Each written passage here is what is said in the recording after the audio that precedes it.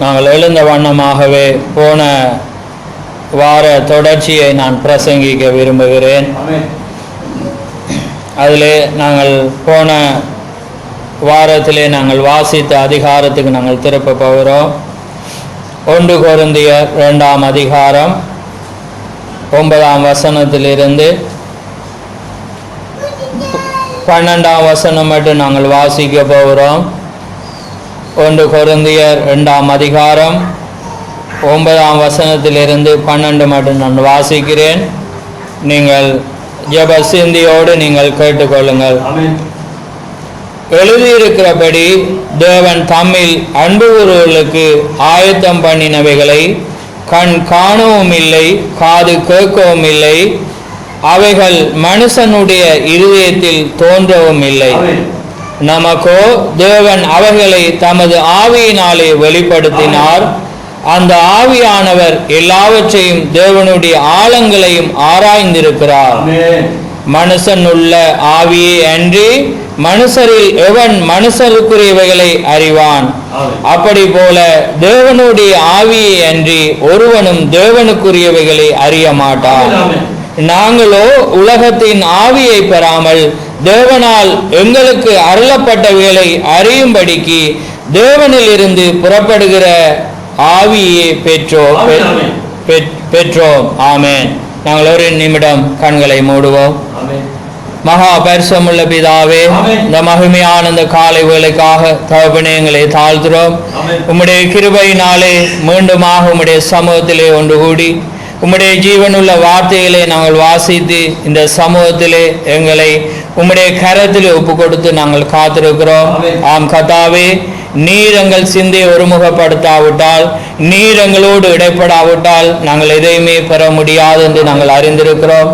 ஒருவேளை நாங்கள் சரீரத்திலே இங்கே இருக்கலாம், எங்கள் சிந்தனையோ தூர போகுமானால் ஆண்டவரே உம்முடைய ஆவியினாலே, ஆண்டவரே இல்லாமல் மனுஷ ஆவியினாலே அதை பெற முடியாது என்று வேதம் சொன்னது போல கர்த்தாவே, உம்முடைய வார்த்தை எல்லாமே அங்கே ஒன்றாகவும் ஒருமுகப்பட்டதாகவும் அது எல்லா வார்த்தைகளும் உம்மை மாத்திரம், இயேசு கிறிஸ்துவை மாத்திரம் அது வெளிப்படுத்துறதா இருக்கிறது என்று அருமையான தீர்க்கதரிசி சொன்னது போல இந்த நாட்களிலே நாங்கள் அதை கண்டு வருகிறோம்.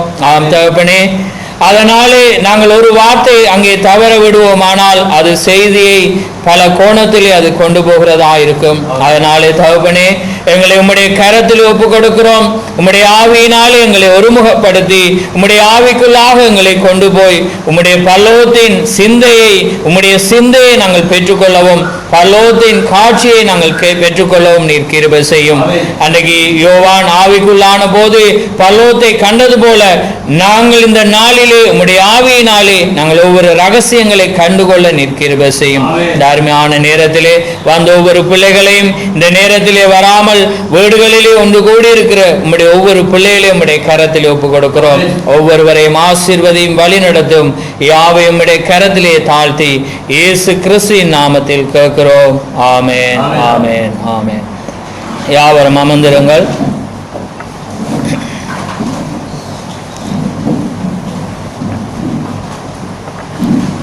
கர்த்தருடைய பரிசுத்த நாமம் மகிமைப்படுவதாக.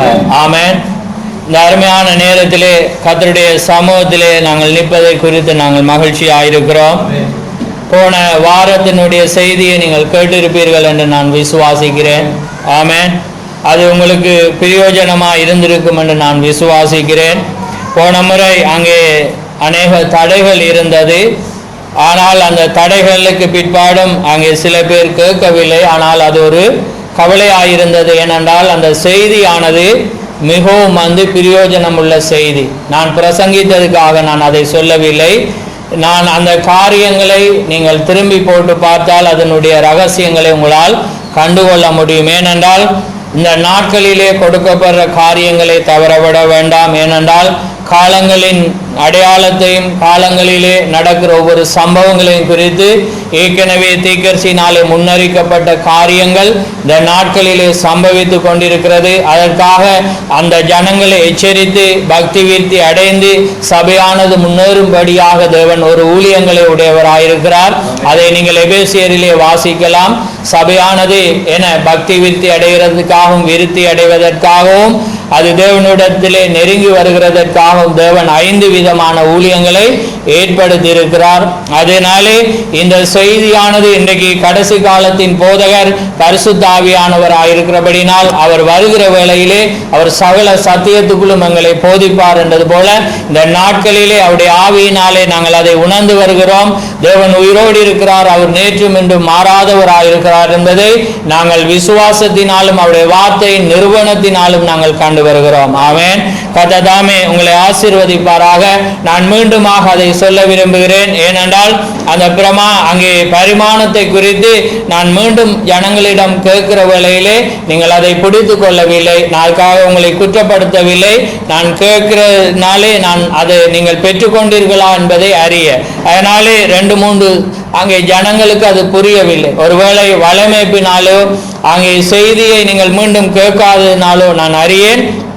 அதனாலே நான் மீண்டும் அந்த காரியத்தை சொல்லி இந்த நாளிலே நாங்கள் அங்கே மீதியான ஒரு காரியத்தை அறிந்து கொள்ள கர்த்தர் தாமே அதுக்கு உதவி செய்வாராக. ஆமேன். அதுக்காக அடியானையும் உங்களை தேவ சமூகத்திலே நான் ஒப்பு கொடுக்கிறேன். ஆமேன். பரிமாணங்கள் 7 பரிமாணங்கள் இருக்கிறது. முதலாம் பரிமாணம் ஒளியா இருக்கிறது. 2ஆம் பரிமாணம் பொருளா இருக்கிறது. 3ஆம் பரிமாணம் காலமா இருக்கிறது. 4ஆம் பரிமாணம் விஞ்ஞானம். 5ஆம் பரிமாணம் பாதாளமாயிருக்கிறது. 6ஆம் பரிமாணம் பரிசுத்தவான்கள், அதாவது கர்த்தருக்குள்ளே நித்திரை அடைந்தவர்கள் அங்கே இளைப்பாறுகிற ஒரு பலிபீடமாயிருக்கிறது. 7ஆம் பரிமாணம் தேவன் வாசம் பண்ணுகிற ஒரு ஸ்தலமாயிருக்கிறது. ஆமென். அதனாலே 3 பரிமாணங்களை எங்கள் ஐம்புலன்களால் காண முடியும். நாங்கள் இந்த பூமியிலே தேவன் இந்த பூமிக்கு ஒரு சரீரமாக தேவன் மண்ணினாலே மனிதனை உருவாக்கி இந்த மனிதன் காணும்படியாக கண்ணினாலே அவன் காதினாலே அங்கே உணரும், அங்கே கேட்டு உணரும் 5 விதமான புலன்கள், பார்த்தல், நுகர்தல், ருசித்தல், அப்படியாக கேட்டல், ஒவ்வொரு புலன்கள் இருக்கிறது. இதனாலே நாங்கள் இந்த 3 பரிமாணங்களோடு நாங்கள் தொடர்பு படுகிறோம். ஆமென். புரியுதா உங்களுக்கு? 3 பரிமாணங்களுக்கு கூடாக நாங்கள் என்ன செய்ய, இந்த 5 புலன்களுக்கூடாக இந்த 3 பரிமாணங்களை நாங்கள் தொடர்பு கொள்கிறோம். 4ஆம் பரிமாணத்துக்கு நாங்கள் தொடர்பு கொள்ள வேண்டும் என்றால் அதுக்கு விஞ்ஞானம் எங்களுக்கு உதவி செய்கிறது. ஆமென். விஞ்ஞானம் தான் 4ஆம் பரிமாணத்தை தொடர்பு கொள்ளும்படியாக எங்களை வழி நடத்துகிறது. இந்த விஞ்ஞானம் இப்பொழுது இந்த இடத்திலே நான் பேசிக்கொண்டிருக்கிறேன். அங்கே மொபைல், அதாவது போன்ல அநேக ஜனங்கள் இந்த செய்தியை கேட்கிறார்கள். இங்க இருக்கிற ஏதோ ஒரு காரியமானது என்ன செய்யறது, நான் பேசுற சத்தத்தையும் என்னுடைய நிழல் படம் என்னையும் அது என்ன செய்யறது பிடித்து அங்கே அந்த விஞ்ஞானம் 4வது பரிமாணத்துக்கூடாக அது என்ன செய்யறது, ஜனங்களுக்கு கொண்டு போய் அது கொடுக்கிறது. இதுதான் 4வது பரிமாணம். விஞ்ஞானம் தான் 4வது பரிமாணம். பாருங்கள், இது ஒரு அதிசயமா இல்லையா? இதை 100 ஆண்டுகளுக்கு முன்பாக இதை ஒரு மனிதன், நாங்கள் இங்கே இருந்து கொண்டு நாங்கள் அமெரிக்காவோ அல்லது லண்டனோ அல்லது ஏதாவது ஒரு தொலைதூரத்தில் உள்ள ஒரு மனிதனோடு பேச முடியும், அவனை பார்க்க முடியும், அவன் என்ன உடுவை உடுத்திருக்கிறான், நாங்கள் வேலை செய்ய முடியும் என்றால் யாருமே நம்ப மாட்டார். நம்பியிருப்பாங்களா? அந்த மனிதன் ஒரு பைத்தியக்காரன் என்று சொல்லியிருப்பார்கள். ஆனால் இந்த விஞ்ஞானமானது 4ஆம் பரிமாணத்தை தொடர்பு கொண்டு இந்த 4ஆம் பரிமாணத்தின் ஆச்சரியங்களை எங்களுக்கு காண்பிக்கிறது. இன்னைக்கு இங்க இருந்து அவங்க என்ன செய்யறாங்க, சேட்டலைட்டை அனுப்பி அவங்க என்ன செய்யறாங்க, அதிக தொலைதூர கொண்ட கருவிகளை கொண்டு இன்னைக்கு செவ்வாய் கிரகமா இருக்கலாம், ஒவ்வொரு கிரகங்களை என்ன செய்யறாங்க, படம் பிடிக்கிறாங்க, பார்க்கிறாங்க. அது என்ன, எங்களுடைய கண் ஒரு குறிப்பிட்ட ஒரு தூரத்தை தான் காண முடியும். ஆமே. இதை தாண்டி ஒரு காணத்தக்கதாக ஒரு விஞ்ஞானமானது ஒரு பரிமாணத்தை காண்பிக்கிறது. இன்றைக்கு பாருங்க, சூம். நாங்க இந்த கொரோனா வராட்டி இந்த சூம் இலங்கையில் உள்ள அநேக ஜனங்களுக்கு தெரிந்திருக்கா. ஆனா இன்னைக்கு சூம் ஆனது என்ன செய்யறது, அநேக ஜனங்களை ஒன்றிணைத்து கிளியராக ஒவ்வொரு ஜனங்கள் பேசத்தக்கதாக, ஒவ்வொரு ஜனங்கள் ஒரு ஆராதனை நடத்தும்படியாக நேரடியாகவே கலந்து கொள்ளத்தக்க, தொட மாத்திர முடியாது, மற்றும்படி சகலத்தை நாங்கள் காண முடியும். இன்னைக்கு பாருங்கள், ஒரு அதிசயம். இந்த விஞ்ஞானமானது ஒரு 4ஆம் பரிமாணம் உண்டு என்பதை அது நிரூபிக்கிறது. இந்த பரிமாணமானது உங்களுக்கு ஒரு ஆச்சரியத்தை கொண்டு வருகிறது. ஆமென். இன்றைக்கு இந்த உலகமானது விஞ்ஞானம் வளர வளர இன்றைக்கு உலகம் அழிந்து கொண்டு போறதை பார்க்கிறோம். இன்றைக்கு விஞ்ஞானமே உலகத்தை அழித்து கொண்டிருக்கிறதை பார்க்கிறோம். தீர்க்கர் சொல்றார், நான் ஒரு விமானத்தை கண்டுபிடித்ததுக்காக நான் கர்த்தருக்கு நன்றி சொல்கிறேன். ஆனால் அங்கே விஞ்ஞானம் கண்டுபிடிக்க அநேக ஜனங்களை அதை என்ன செய்யறது? கொலை செய்கிறது. இன்னைக்கு விமான விபத்துக்களை பார்த்தீங்கன்னா எத்தனையோ பேர் தொடர்ச்சியாக மரித்து போனார். இன்னைக்கு அதிக வேகமுள்ள அங்கே காராக இருக்கலாம், மோட்டார் பைக்காக இருக்கலாம், அதிக காரியங்களை அவர்கள் உருவாக்கினாலும் இன்றைக்கு விபத்துக்கள் அதிகரித்து அது மனிதனை அங்கே என்ன செய்கிறது? அங்கே மரணத்துக்கு வழி நடத்தி கொண்டு போகிறது. ஆமென். ஆனால் தேவனோ ஒரு வழியை எங்களுக்கு வைத்திருக்கிறார். இன்றைக்கு உலகத்திலே அதிக ஒரு காரியங்கள் பெறுகிற வேளையிலே இன்றைக்கு ஜனங்கள் தேவனை மறந்து இந்த பரிமாணத்தின் காட்சிகளை கண்டு அவர்கள் என்ன செய்கிறார்கள்? இந்த உலகத்திலே ஜீவிக்க அங்கே விரும்புகிறார்கள். ஆமென். அதனால இன்றைக்கு அநேக ஜனங்கள் என்ன செய்கிறார்கள்? இந்த உலகத்தின் போக்குக்கு கடந்து போகிறதை நாங்கள் பார்க்கிறோம். ஆனால் தேவன் என்ன சொன்னார்? அதை விட ஒரு மேலானதை நாடுங்கள். நீங்கள் பூமிக்குரியவர்கள் அல்ல, அதை விட ஒரு மேலானதை நீங்கள் நாடுங்கள். ஆமென். அதனால அவர் சொல்றார், நான் போய் உங்களுக்கு ஒரு ஸ்தலத்தை நான் ஆயத்தப்படுத்தின பின்பாடி மீண்டும் நான் வந்து உங்களை அழைத்து கொண்டு போவேன். ஆமென். இது எப்படிப்பட்ட ஒரு வாக்குத்தத்தமாயிருக்கிறது. ஆனால் இன்றைக்கு உலகத்தின் காரியங்களை இன்றைக்கு ஜனங்கள் தங்களுடைய கண்களினாலே கண்டபடினாலே இதை அவர்கள் தேவனை விட இதை அதிகம் நேசிக்கிறதை நாங்கள் பார்க்கிறோம். ஏனென்றால் இந்த பூமியில காரியங்கள் வளர்ச்சி அடைந்து இன்றைக்கு உலகத்தை பார்க்கிற வேளையிலே இன்றைக்கு உலகத்திலே மற்ற நாடுகளை பார்க்க வேண்டும் என்று எல்லா மனிதர்களும் விரும்புவார்கள். இஸ்ரவேலுக்கு போக வேண்டும் என்று அநேகர் விரும்புவார்கள். ஏனென்றால் எங்களுடைய மகத்தான தேவன் இந்த பூமியிலே நடந்த ஒரு தேசமாயிருக்கு. அது எல்லா மனிதர்களும் விரும்புவார்கள். ஆமென். நான் கூட அதை விரும்புவேன். ஆனால் தேவன் அவரோடு கூட வாழும்படியான ஒரு நேரத்தை அவர் எங்களுக்கு தந்திருக்கிறார். ஆமென். இதைதான் நாங்கள் இன்றைக்கு பார்க்க வேண்டும். இன்றைக்கு உலகமோ இன்றைக்கு நடக்கிற சம்பவங்களை பார்க்க, ஆனால் நாங்கள் காணாததை எதிர்நோக்கி இருக்கிற சந்ததியாய் இருக்கிறோம். ஆமென். ஆபிரகாம் காணாததை நோக்கி பிரயாணம் பண்ணினவனாயிருக்கிறான். அதனால்தான் அவன் விசுவாசத்தின் தந்தை என்று அழைக்கப்பட்டான். அவனுக்கு எது நான் காணான் என்றா என்னென்றே அவனுக்கு தெரியாது.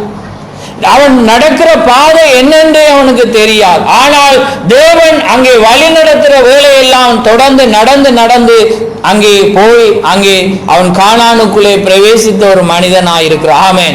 அதனால்தான் தேவன் சொன்னார், நீ என்னை கண்டு விசுவாசிக்கிறாய், காணாமல் விசுவாசிக்கிறவன் பாக்கியவானாயிருக்கிறான். அதுதான் இந்த சந்ததியாயிருக்கிறது. ஆமென். அப்படியானால் இன்றைக்கு உலகத்தின் காரியங்களே எங்களை பிரமிக்க வைக்கிறது. இன்னைக்கு நாங்கள் போனை பார்க்கிற வேளையில இன்னைக்கு எல்லா காரியம் ஒவ்வொரு நபரை பார்க்கலாம். அவங்க எத்தனை வயதுல இருக்கிறாங்க. இன்னைக்கு நாங்கள் ஒரு 20 வருஷத்துக்கு முதல் அவங்கள பார்த்தோம். அப்படியானால் அவங்கள கண்டுபிடிச்சிட்டோம்னா நாங்கள் இப்போ தொடர்ந்து அதுக்குள்ள ஃபேஸ்புக்குள்ளே போயோ என்ன செய்வோம், போட்டோவை பார்ப்போம். அதே எங்களை ஒரு பைத்திய காணாம். அவன் சின்னன்ல இருந்து வளர்ந்த மட்டும் எங்களுக்கு தெரியும். ஏன்னா இன்னைக்கு பாருங்க, இன்னைக்கு உலகம் முதல்ல என்ன நடந்துருக்கு? அவங்க அங்கே போயிருந்தா அவங்க இப்படி ஒரு ஜனங்கள் இருந்தாங்க, அவங்க எப்படி இருக்கிறாங்க, என்ன நிலையில மறித்தாங்களோ ஒன்று தெரியும். ஆனால் இன்றைக்கு உலகம் என்ன செய்யறது? எல்லாத்தையும் கைக்குள்ள கொண்டு வந்து இன்னைக்கு விஞ்ஞானம் பரிமாணம், இந்த 4ஆம் பரிமாணம் வந்த நாங்கள் தொடர்பு கொள்ளுது. அதான் ஈதர் என்ற ஒரு காரியம் அங்கே பொருளானது என்ன செய்யறது? எங்களுடைய சத்தத்தை, எங்களுடைய எங்களுடைய படம் உருவத்தை எல்லாமே பெற்று அங்கே கொடுக்கிறது. ஆமென். அதனால்தான் வேதம் என்ன சொல்றது? மனுஷன் அங்கே பேசுற ஒவ்வொரு அங்கே வீணான பேச்சுக்கு அவன் நியாயத்தீர்ப்பு நாளிலே அவன் பதில் சொல்ல வேண்டியவனாயிருக்கிறான். அதான் சொல்ல, நாங்க பேசுற சிந்தை, நாங்க நினைக்கிற காரியம் எல்லாமே கொண்டு வர. இப்ப எங்களுக்கு இது உங்களுக்கு ஒரு ஆச்சரியம். ஆனா நீங்க இந்த பரிமாணத்துக்கூடாக பார்ப்பீங்கன்னா உங்களுக்கு தெரியும் அது சத்தியம், நிச்சயம். அது ஏதோ ஒரு காரியம் எங்களுடைய ரகசியத்தை கூட அது பெற்றுக்கொள்ளுகிறது. அதனாலே அவர் என்ன செய்வார்? நாங்கள் அங்கே ஜனம் இல்லாத இடத்துல பேசினது கூட அது என்ன செய்யும்? காற்றானது, நாங்கள் வெளியில விட்ட சத்தமானது, ஏதோ ஒரு கருவியானது என்ன செய்யறது? எங்களை ரெக்கார்ட் பண்ணி இருக்குது. அப்ப பாருங்க, இன்னைக்கு பரிமாணம், இன்னைக்கு விஞ்ஞானம் ஒரு காரியத்தை எங்களுக்கு நிரூபித்து காண்பிக்கிறது. 5ஆம் பரிமாணமானது என்னது? பாதாளமாயிருக்கிறது. இந்த பாதாளத்தை இப்ப உங்களால கண்ணால காணலாம். ஏனென்றால் அது 5ஆம் பரிமாணம். நீங்க பாதாளத்தை பார்க்க விரும்புறீங்கன்னா என்ன செய்யணும்? நீங்க இன்றைக்கு நீங்க பாவம் செஞ்சுட்டு போய் உடனே செத்தீங்கன்னா நாளைக்கே நாளைக்கு என்ன அடுத்து அந்த நிமிஷமே போயிடலாம். என்ன பரிமாணத்தை போய் பார்க்கலாம், ஆனா திரும்ப வரையலாம். ஏன்னா அப்ப அதனால ஒரு பாவம் பெய்கிற மனிதன் 5ஆம் பரிமாணத்துக்கு செல்லலாம். அது உண்டென்று தேவன் நிரூபிக்கும்படியாக தேவன் என்ன செய்யறாராம்? எங்களுக்கு தீய கனவை கொடுக்கிறேன். சில நேரத்தில் நாங்க கட்டில இருந்து விழுந்த மாதிரி என்ன செய்வோம்? காணுவோம். அது ஒரு கனவு. அது என்ன செய்யும்? விழுந்த பிற்பாடு என்ன செய்யும்? நாங்க சொல்லுவோம் நித்திரையிலே. அது ரெண்டுக்கும் இடையில ஒரு காரியம். ஏன்னா நித்திரையில இந்த விழுந்தா என்ன நடந்துட்டு தெரியும், நீங்க எழும்பி திரும்பி படுத்துருவீங்க. ஆனா இருதயம் பதட்டம் அடைஞ்சேன்னு அந்த காரியம் உங்களை உடம்ப அங்கே ஒரு காரியத்தை செய்து கொண்டிருக்கிற உணர், அதான் தீர அந்த தீய கனவானது என்ன செய்யறது? அங்கே நித்திரைக்கும் நாங்க விழிப்பும் இல்லாத ஒரு நடுநிலையில் அது எங்களுக்கு காட்டப்படுது. சில நேரத்தில் பாம்புங்களை கொத்து வர்ற மாதிரி, அல்லது நெருப்பு என்ன செய்யறோம் எரியிற மாதிரி, அதுல நாங்க விழுந்த மாதிரி காண்போம். அதெல்லாம் என்ன செய்யும்? எங்களுக்கு ஒரு உணர்வுல இருந்து நாங்க விழிச்ச உடனே ஒரு பதறன நிலைக்கு கொண்டு, அதான் தீக்க சொல்ல அந்த பாதாளம் உண்டு என்பதை அந்த கனவானது அங்கே நிரூபிக்கிறதா இருக்கு. அதான் 5ஆம் பரிமாணமாயிருக்கு. 6ஆம் பரிமாணமானது யாரு? நீதிமான். கர்த்தருக்குள்ள நடக்கிற ஜனங்கள் இளைப்பாறுகிற ஒரு இடமாயிருக்கு. அதனால்தான் தீக்கரிசி போன வாரம் நான் சொன்னேன், அவர் என்ன செய்யறார்? எடுத்து அங்கே அவர் என்ன செய்யறார்? அங்கே சடுதியாக தரிசனத்தில் அவர் எடுக்கப்பட்டு மேலே கொண்டு போகப்பட்டு அவர் என்ன செய்யறார்? அவர் கீழே இருக்கிற காட்சியை தான் கட்டில படுத்திருக்கு. அப்ப மேல போனோன்னு ஒவ்வொரு இளமையான ஜனங்கள் அங்கே வருகிறது அவர் பார்க்கிறார். அதுக்கு பிற்பாடு அவர் என்ன சொல்ல, நான் இயேசுவை காண வேண்டும் என்று சொன்ன வழியில் அவர் சொல்றேன், அவர் மேலே இருக்கிறார், இப்பொழுது நீங்கள் அவரை காண முடியாது. ஏனென்றால் தேவன் அதுக்கு மேலாக ஒரு பரிமாணத்தில் அவர் இருக்கு. அதை காண வேண்டும் என்றால் அந்த டைம் வர வேண்டும். அந்த நாளுக்கு தான், அந்த நாளில தான் நாங்கள் அவரை சந்திக்க முடியும். ஆமென். எந்த நாள்ல நாங்க ஒரு இமைப்பொழுதில் என்ன செய்வோம்? மறுரூபமாய் முதலாவது மரித்த பரிசுத்தவான்கள் உயிரோடு எழும்புவாங்க. பிற்பாடு உயிரோடு இருக்கிற நாமும் மறுரூபமாகி அவரை நாங்க ஆகாயத்துல சந்திக்கிற வேளையில தான் நாங்க சந்திக்க முடியும். ஆமென். நீங்க வேறு எந்த வழியிலும் சந்திக்க முடியும். அன்றைக்கு சாபனங்கள் கதவை ரீல் விடுவாங்க. என்ன நாங்க பரலோகத்துக்கு போனோம், போப்பாண்டவர் மைக்கேல் ஜாக்சன் எரிஞ்சிட்டு இருந்தாங்க என்ன அப்படி சொல்லுவாங்க. நாங்க இயேசுவை கண்டோம் என்ன பட்டயத்தோட வந்து எல்லாமே சொல்லுவாங்க.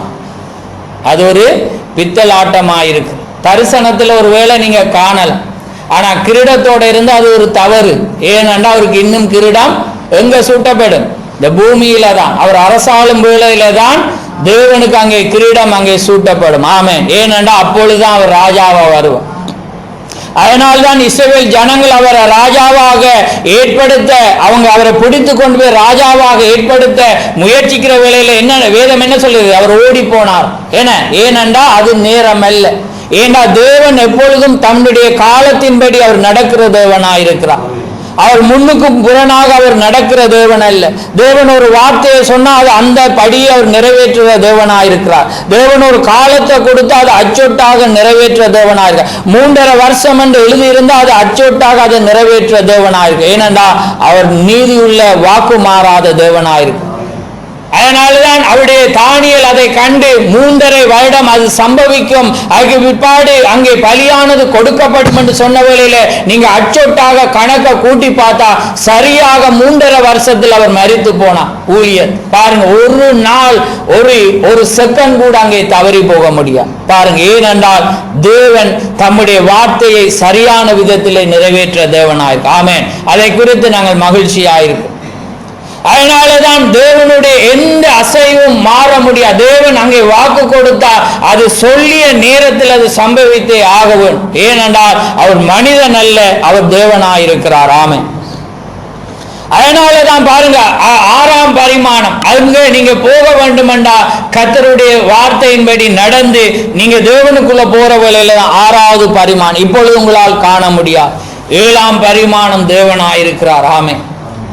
அதனாலதான் இன்றைக்கு உலகமானது பாருங்கள், இன்றைக்கு ஒரு விஞ்ஞானத்தின் காரியம் கூட எங்களுக்கு ஒரு ஆச்சரியத்தை கொடுத்து, ஐயோ இவ்வளவு ஒரு பெரிய ஆச்சரியம் என்று. ஆனால் நீங்க அதை தாண்டி கடந்து போகும்படியாக தேவன் ஒரு வழியை அங்கே வைத்திருக்கிறார். அப்படியானால் அது மிகவும் ஒரு உயர்ந்த ஒரு காரியமாக இருக்கிறது. ஓமா இல்லையா? ஏனென்றா பாருங்க, அது ஒரு விசேஷித்த காரியம், விசேஷித்த தன்மை. நீங்க எங்க வேணுமென்றாலும் எப்பொழுது நீங்க அங்கே கடந்து போகத்தக்கதான ஒரு சரீரம். ஆமே. இன்றைக்கு இந்த பரிமாணம் இந்த பூமியில ஒரு மனிதனா வாழ்கிற வேளையில எத்தனையோ வியாதி, எத்தனையோ சஞ்சலங்கள், எத்தனையோ போராட்டங்கள், எத்தனையோ கஷ்டங்கள், எத்தனையோ துக்கங்கள். ஆனா தேவன் சொன்னார் என்ன? துக்கமோ வியாகுலமோ வருத்தமோ சஞ்சலமோ அங்கே இருக்க முடியாது. அது ஒரு இளைப்பாறுகிற ஒரு சந்தோஷமிக்க ஒரு மகிழ்ச்சியான நேரம். அப்படியானால் இந்த வாழ்க்கையா நீங்க விரும்புகிறீங்க? அந்த வாழ்க்கையா விரும்புகிறீங்க? இந்த வாழ்க்கை தான் வேணும் என்று ஒரு மனிதன் விரும்புவானண்டா அவனோட ஒரு முட்டாள் இல்லை. ஏனண்டா தேவன் அங்க என்ன சொன்னார்? வருத்தப்பட்டு பாரம் சுமக்கலே நீங்கள் எல்லாரும் என்னிடத்திலே இளைப்பாறுது. அங்க எல்லாமே சந்தோஷம். அங்க நீங்க உழைக்க தேவையில்லை, நீங்க அங்க புசிக்க தேவையில்லை, நீங்க அங்க கஷ்டப்பட தேவையில்லை. எல்லாமே அங்கே உங்களுக்கு அங்கே சம்பூர்ணமாய் அங்கே இருக்கு. ஏன்னா இந்த சரீரத்தில் இருந்தாதான் உங்களுக்கு பசி வரும். என்ன பசி வந்தா மயக்கம் வரும், என்ன கோபம் வரும். அங்க இல்ல, அந்த சரீரத்துல நீங்க என்ன செய்யலாது இருக்கே. உங்களுடைய சரீரம் வந்து வித்தியாசப்பட்டு நீங்க இந்த நிமிஷத்துல நாங்க போகலாம். ஏன்னா அது இயேசு கிறிஸ்து உயிர்த்தெழுந்த வேளையில அப்போஸ்தலர் என்ன செஞ்சாங்க? உள்ள கதவு மூட்டி பயத்துல வந்து என்ன செஞ்சாங்க? சாப்பிட்டுட்டு இருக்கக்குள்ள இயேசு கிறிஸ்து எப்படி வந்து உள்ள அப்படியே வந்து கதவு திறக்கலாம், நான் உள்ள வந்தேன். ஏண்டா அது ஒரு சரீரமாயிருக்கு. ஆமே. இன்றைக்கு மனிதனுடைய சரீரத்துல நீங்க அதை போக, நீங்க மரித்த பிற்பாடு நீங்க ஒரு ஸ்தலத்துக்கு போறீங்க, உங்களோட ஆவி போகுது. மரிக்க மட்டும் உங்களால என்ன செய்யலாது? இன்னொரு ஸ்தலத்துக்கு போகல, ஒன்று பாதாளம் அல்லது பரலோகம். அங்கே 6வது பரிமாணத்துக்கு நீங்க போகும். அது ஏனென்றால் தேவன் ஒவ்வொரு காரியங்களை அவர் வைத்திருக்கு. இந்த காரியங்களை தாண்டி ஒரு மனிதன் போக முடியும்.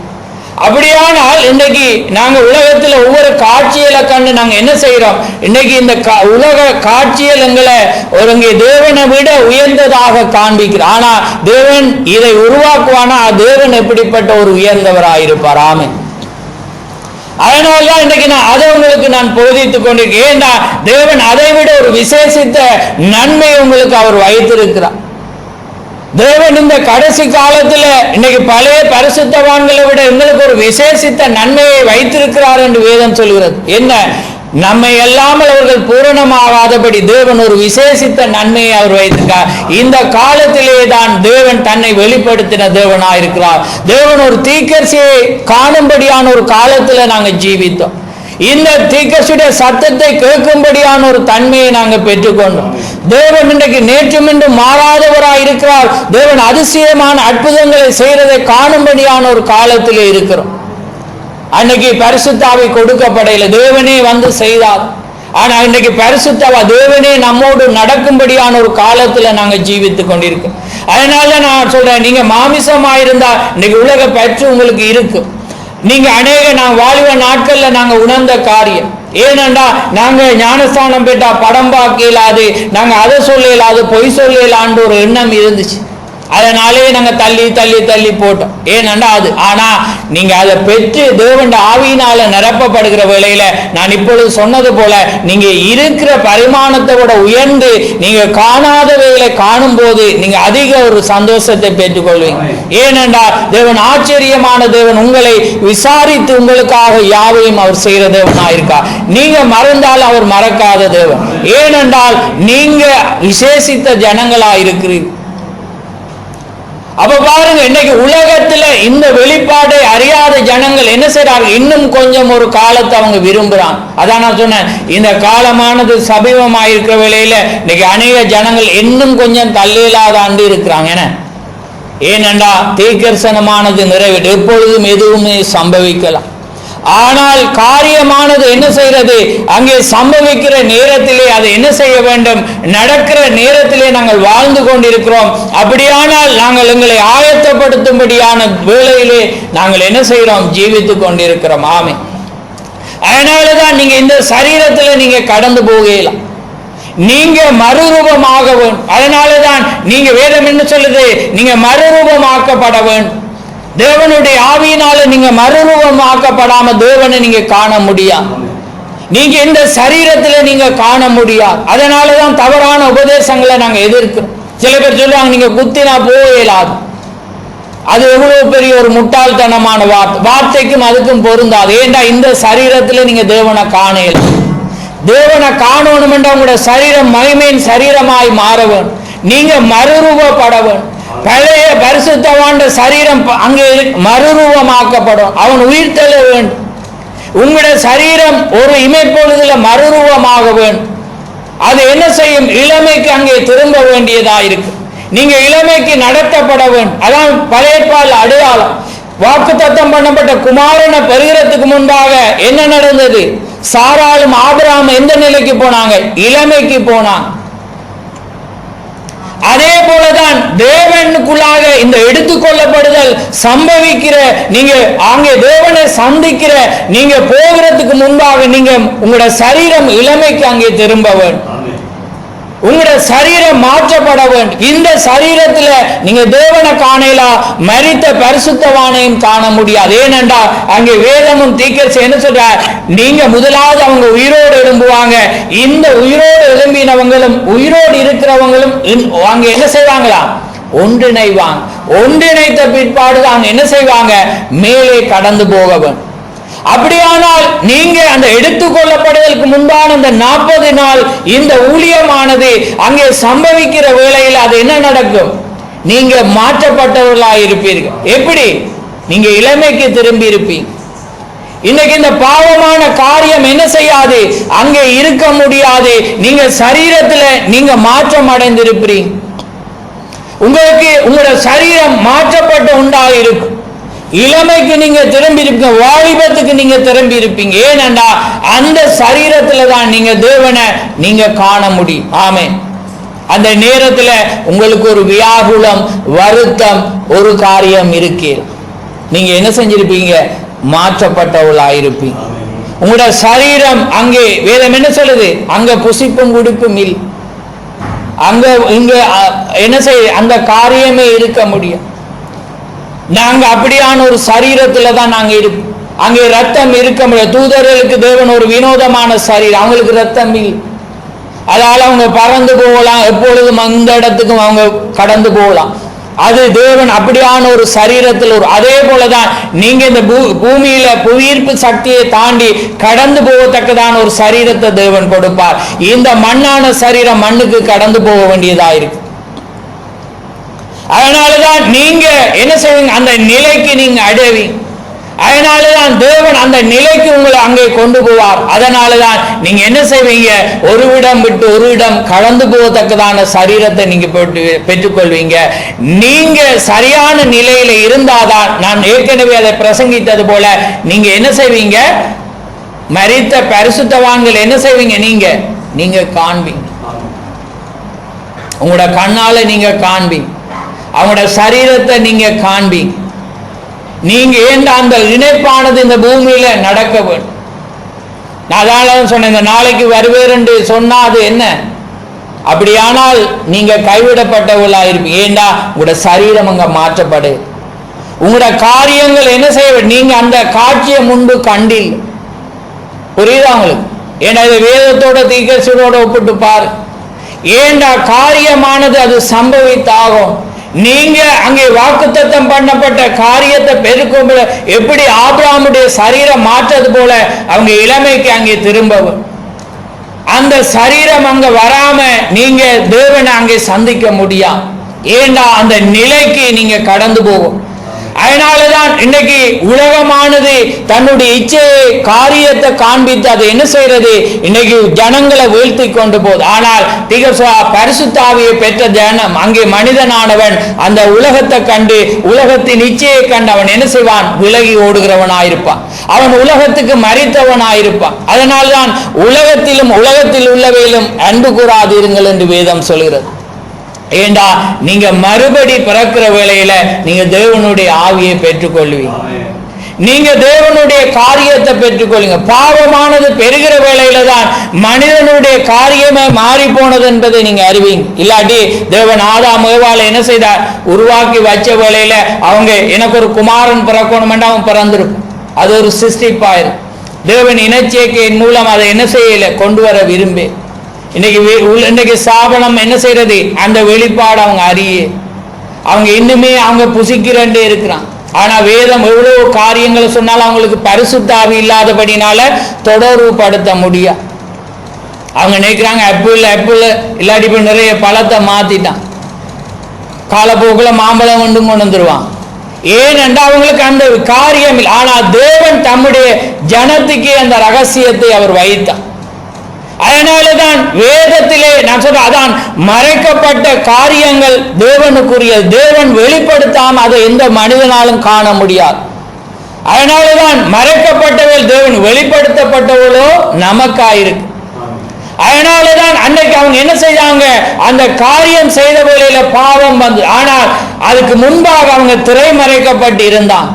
தேவனால அவங்க என்ன செய்யறாங்க? அந்த காரியத்துல திரைமறைக்கப்பட்டிருங்க. அதனாலதான் நீங்க தீர்க்க சொல்லார் பரலோகத்துக்கு போற வேளையில நீங்க உங்களோட மனைவி கணவன் என்று தெரியும், ஆனா அந்த விதமான உறவுல நீங்க இருக்க மாட்டீங்க. ஏண்டா அதுக்குரிய தன்மை அங்க எடுக்கப்பட்டதா இருக்கு. இந்த பூமியில நாங்க அந்த நிலையில இருப்போம், ஆனா பரலோகத்துல தேவனோடு இருக்கும் போது அந்த நிலை இருக்கு. ஆனா உங்களோட பிள்ளையில உங்களோட மனைவிய, உங்களோட தாயை, உங்களோட தகப்பனை, உங்களோட உறவுகளை நீங்க காணல். ஆனா எல்லாமே இளமைக்கு திரும்பி இருக்கு. அங்க வருத்தம், நீங்க படுற கஷ்டங்கள் அங்க இருக்கா? அதே நிலையில தான் ஏதேன் இருந்து. ஆனா அவங்க புசித்த வேளையில அவங்க என்ன செஞ்சாங்க? காரியம் மாறி போன. அது என்ன நீங்க அறிவிங்க? விபச்சார். அதனாலதான் வேதம் மறைக்கப்பட்டு இருக்கு. அதனாலதான் நீங்க அங்க பார்க்கலாம், யோசேப்பு இன்னொரு உதாரணத்தை பார்க்கிறேன். என்ன பார்க்கலாம்? யோசேப்பு என்ன செய்யறான்? போக்குல என்ன சொல்லிட்டு போறான்? நான் அவனை யோசேப்ப முழு அதிகாரியம் வைக்கிறான், முழு அதிகாரத்தையும் யோசேப்பிட்ட கொடுக்கிறான். அவன் ஒரே ஒரு காரியம் மட்டும் விளக்கினா என்ன? நான் சாப்பிடுற புசிக்கிற உன்னுற காரியத்தை மட்டும்தான் நான் விளக்கி போறேன். அப்ப நாங்க பாப்பா என்ன செய்ய, என்னடா சாப்பாட்டை மட்டும் கொடுக்கல, அப்ப வேறொரு சாப்பாடு வச்சிருக்கான். ஆனா என்ன நடந்து? எதை விளக்கினான்? அவனோட மனைவியை மாத்திரம்தான் அவன் விளக்கி வைத்திருந்தான். வாசிக்க போறீங்க? ஆதியாமத்துக்கு திருப்பு. ஆதியாமம்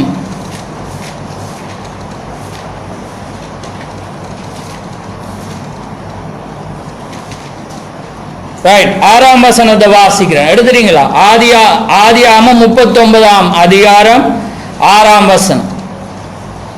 ஆதியாமம் 39ஆம் அதிகாரம் 6. ஆகையால் அவன் தனக்கு உண்டானதை எல்லாம் யோசேப்பின் கையிலே ஒப்பு கொடுத்து விட்டு தான் புசிக்கிற போஜனம் தவிர தன்னிடத்திலிருந்து மற்றொன்றையும் குறித்து விசாரியாது இருந்தான். யோசேப்பு அழகான ரூபமும் சௌந்தரியமும் உள்ளவனாயிருந்தான். இப்ப என்னத்தை விளக்கி இருந்தான்? சாப்பாட்டை. என்ன சாப்பாடு மாட்டோம். அப்ப பெரிய கோழி பிரியாணி அதுகளை வச்சுட்டு போயிருப்பான். ரைட். இப்ப பாருங்க 9ஆம் வசனத்துக்கு போவோம். பாருங்க அவன் என்ன செய்யறானா? சாப்பாடை மட்டும் என்ன செஞ்சிருக்கான்? விலக்கி போட்டு, உண்ணும் போஜனத்தை மட்டும் விலக்கி போட்டு மற்ற எல்லாத்தையும் அவன்கிட்ட கேட்கல, விசாரிக்கல. நீ எப்படி செஞ்ச அதை செய்ய. ஆனா ஒன்றை மட்டும்தான் அவன் கேட்கிறவனா இருந்தான். ரைட். இப்ப பாருங்க 9ஆம் வசனம். இந்த வீட்டிலே என்னிலும் பெரியவன் இல்லை. யோசேப்பு சொல்றான், நீ அவருடைய மனைவியா இருக்கிறபடினால் உன்னை தவிர வேறொன்றையும் அவர் எனக்கு விலக்கி வைக்கவில்லை. இப்ப எங்க வருது விஷயம்? எங்க வருது? புரியுதா உங்களுக்கு? இதான் வெளிப்பாடு. வேதம் மறைக்கப்பட்ட புத்தகமா. ஆக்கள் தனியா ஒன்றை எடுத்து பிரசங்கிச்சிங்கன்னா எப்படி வரும்? சாப்பாடை வச்சுட்டு போயிட்டானே என்று இப்படி சாபனம் பிரசங்கிக்கிறான்.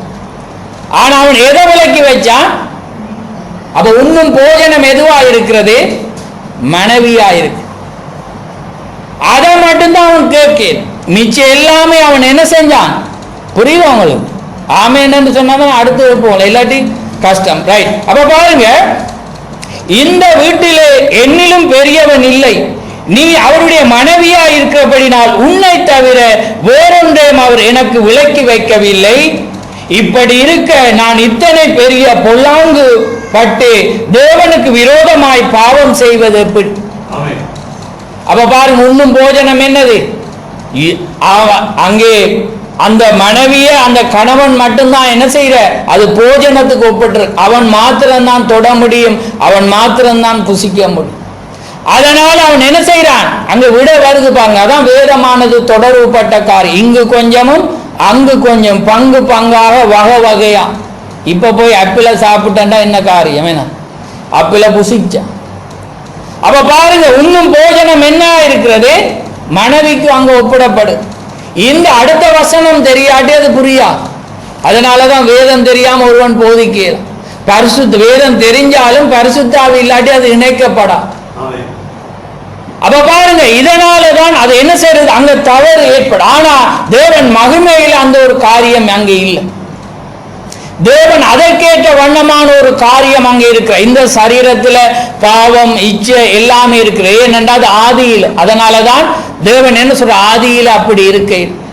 தேவன் ஆதியில சிருஷ்டிக்கும் போது மனிதன் ஒழுங்காதான். ஆனா சர்ப்பமானது பிரவேசித்த வேளையில அங்கே வேதத்துல அங்கே ஒரு வார்த்தை அங்கே தவறி போற வேளையில பாவமானது பிரவேசித்தது. அதனாலதான் மனுஷன் பிழைக்கும்படியாக தேவன் வார்த்தையை அங்கே வைத்திருந்தான். அதனாலே அவன் என்ன செய்வன், ஒவ்வொரு வார்த்தையை அவன் புசிக்கிற வேளையில அவனுக்கு உலக காரியம் இருக்கா. அதனாலதான் அவன் மறுபடி பிறந்த ஒரு கிறிஸ்தவனா இருப்பான். அவனுக்கு உலக காரியங்கள் அங்கே இருக்கா. உலகத்தின் காரியங்கள் அவன் என்ன செய்ய மாட்டான், அதிக காரியம் நாட்டம் அங்க என்ன செய்ய மாட்டான், இருக்க முடியாது. இன்னைக்கு இந்த உலகத்துல நாங்க சாப்பிட்றதுக்காக ஒவ்வொரு காரியங்களுக்காக நாங்க ஓடிக்கணும். ஆனா அந்த சரீரத்தில் இருக்கா. ஏனென்றால் அந்த பாவமானது வந்த வேளையில தான் தேவன் அந்த பெண்ணுக்கு ஒரு உதாரணத்தை அங்க வைத்தார். அதனாலதான் அவள் மாதத்துல அங்கே ஒவ்வொரு முறையும் அவளுக்கு நாள் அங்கே வருகிற வேளையில அது என்னத்தை காண்பிக்கிறது, அவள் அந்த காரியத்தில் அவள் பாவம் செய்தாளன். அதனாலதான் தேவன் அந்த காரியத்தை மாத்திரம் சபித்தார். அதனாலதான் அந்த காரியமானது இன்றைக்கு கூட உலகம் அறியல. ஆனா இன்னைக்கு உலக ஞானத்தின்படி பார்த்தா ஏன் தேவன் இப்படியான ஒரு காரியத்தை இந்த பெண்ணுக்கு கொடுத்தார் என்று சிந்திப்பு. ஏண்டா அந்த பருவத்தில் அதை நினைவூட்டும்படியாக தான் தேவன் அதை உணர்த்தினார். அதனாலதான் தேவன் மீண்டுமாக தம்மோடு கூட இணைக்கிற வேளையில ஒரு ஜனம் வயதான நிலையில் வரையிலார் இளமைக்கு அங்கே திரும்புவார். அந்த நேரத்தில் உங்களுக்கு அந்த பிரச்சனை இருக்க முடியாது. ஏனென்றா நீங்க இளமையில நீங்க இருப்பீங்க. நீங்க அந்த நேரத்தில் அந்த ஒரு காரியம் உங்களுக்கு என்ன செய்ய முடியாது, இருக்க முடியாது. ஏண்டா அந்த சரீரம் அந்த நிலையில் அங்க உங்களுக்கு இருக்கு. அதனாலதான் தேவன் அதை ஒரு குறிப்பிட்ட காலம் மட்டும் தேவன் அனுமதித்திருக்கிறார். அதனாலதான் நீங்க அந்த வயதான நிலையை வருகிற வேளையில தான் அது தடைப்படுகிறதா இருக்கு.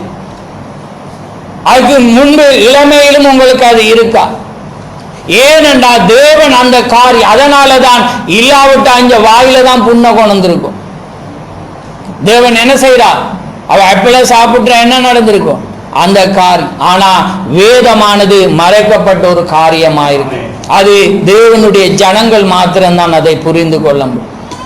இன்றைக்கு கூட அவங்க என்ன செய்யறாங்க, பைபிள் காலேஜுக்கு போறாங்க ஸ்தாபனம். ஆனா அவங்களால புரியல. ஏனண்டா அதை குறித்து நாங்க பெருமை பாராட்டல. ஏனண்டா தேவனுடைய கிருபை இல்லாம எதுவுமே ஒருவனும் பெற்றுக்கொள்ள முடியும். தேவன் ஒரு வழி அங்க வைத்திருக்கு. ஒருவன் மறுபடி பிறவாவிட்டு அவன் தேவனுடைய ராஜ்யத்துக்குள்ள, அதாவது தேவன் அவன் காணவே முடியாது. தேவனுடைய ராஜ்யத்துக்குள்ள அவன் பிரவேசிக்க முடியாது, ஆவியினாலும் ஜலத்தினால். அப்பொழுதுதான் அங்கே பரிசுத்த ஆவியானவர் சகல சத்தியத்துக்குள்ளும் அங்கே போதிப்பார்.